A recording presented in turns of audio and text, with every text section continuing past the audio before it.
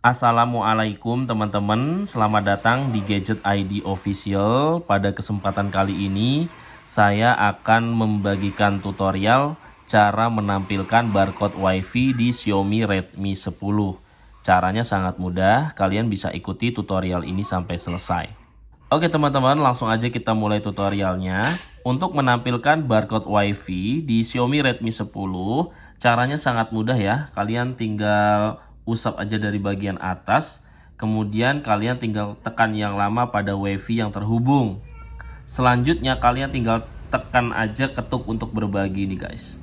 Nah, maka barcode-nya akan muncul guys. Nah, selanjutnya kalian tinggal scan aja barcode yang muncul menggunakan HP kalian yang lain untuk mengetahui kata sandi atau password WiFi yang terhubung di HP kalian ini guys.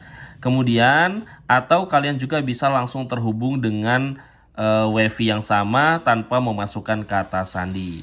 Oke teman-teman, itulah tutorial singkat dari saya. Mudah-mudahan tutorial ini bermanfaat.